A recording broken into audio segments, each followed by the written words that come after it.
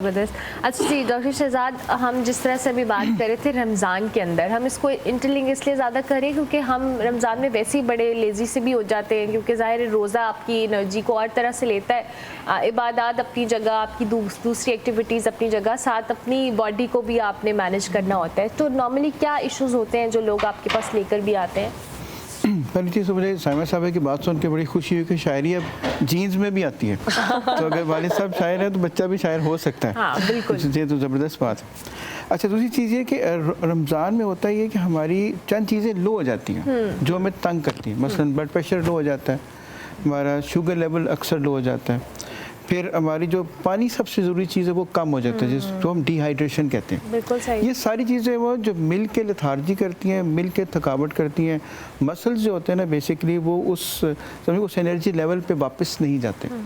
और हम आम तौर के ऊपर जो तीसरी चीज़ हमारे पास पेन के जो पेशेंट्स आते हैं उनमें अक्सरियत हेडेक के साथ आती है, हेडेक के साथ, जो आफ्टरनून हेडेक कहते हैं उसको। बिल्कुल कि जैसे जोहर की नमाज के बाद या असर की नमाज के बाद सर दर्द शुरू हो जाती है। और माइग्रेन भी बहुत सारे, माइग्रेन भी बहुत ज़्यादा है जी। तो इसको ये फिनोमेना है, इसको आफ्टरनून हेडेक कहते हैं। यानी अगर 8 से 10 घंटे अगर आप भूखे प्यासे रहें तो हेडेक हो सकती है।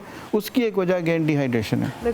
और मेरे ख्याल में रमज़ान में अगर आप गौर करें ना, तो पहले 15 दिनों के बाद बाहर हमारे अफ्तार अक्सर लोगों के एक दूसरे के घरों में शुरू हो जाते हैं। और अफ्तार का क्या मतलब हुआ? हैवी खाने। इसका मतलब ये हुआ फ्राइड चीज़ें। इसका मतलब ये हुआ कि आपने वो चीज़ें खानी है जो हम रूटीन में, आप मुझे बताएं हमारे घरों में जो एक महीने में पकौड़े बनते पूरे साल में नहीं बनते। सही बात है, वैसे वो भी बारिश के दिनों में कभी बनने का दिल कर जाए कभी कभार। तो इसलिए वो हम तो यही समझते हैं कि ये रमज़ान का हिस्सा है, पकौड़े बनाना भी और खाना भी। तो इसलिए ये वो चीज़ें जो आपका पानी को एब्जॉर्ब कर लेती हैं। और जो दूसरी ख़तरनाक चीज़ हमारे पेन से मुतल्लिक़ है वो है हैवी सहरी। जितनी लाइट सहरी आप करेंगे आपकी ज़िंदगी उतनी आसान रहेगी। हम जो हैवी चीज़ें खाते हैं वो सारे का सारा पानी तो जज़्ब कर लेती हैं, तो सारे दिन के लिए पानी तो बचता ही कोई नहीं। तो ये सोचते हैं ना कि सहरी में पेट भरा होना चाहिए, फिर आप पूरा दिन आपका गुजरता है, लेकिन हम उसमें वही बात है कि ध्यान नहीं देते कि हम इनटेक क्या कर रहे हैं।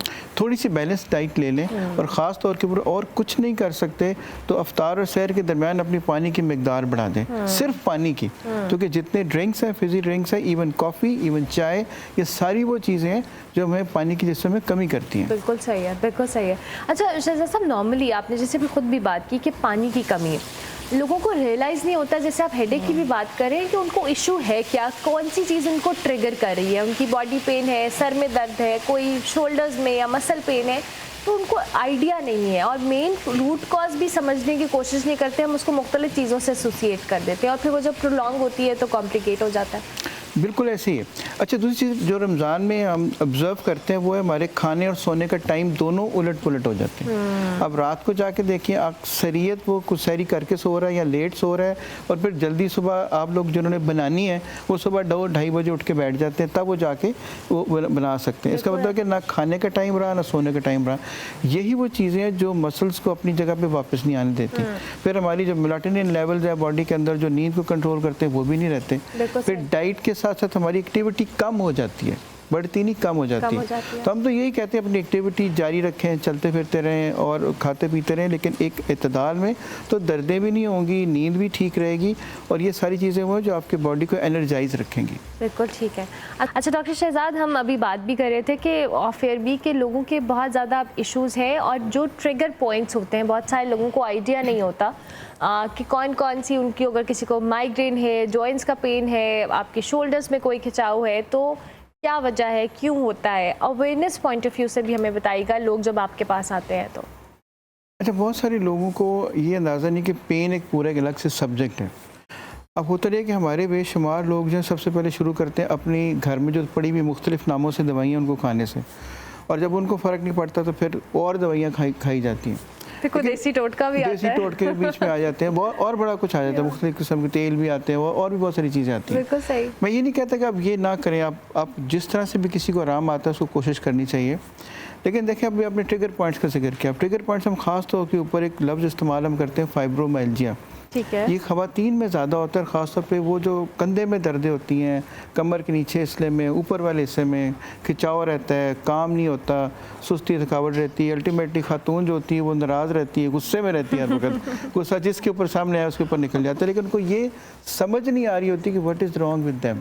तो मसला है हम लोग उस ट्रिगर पॉइंट को डायग्नोज कर सकते हैं with the help of ultrasound, उस ट्रिगर पॉइंट को ट्रीट कर सकते हैं और पेन को ट्रीट कर सकते हैं, ख़ास तौर के ऊपर जो थकावट के बाद दोनों कंधों के दरमियान में या कमर के निचले या ऊपर वाले हिस्से में होती है, ये ट्रीटेबल है।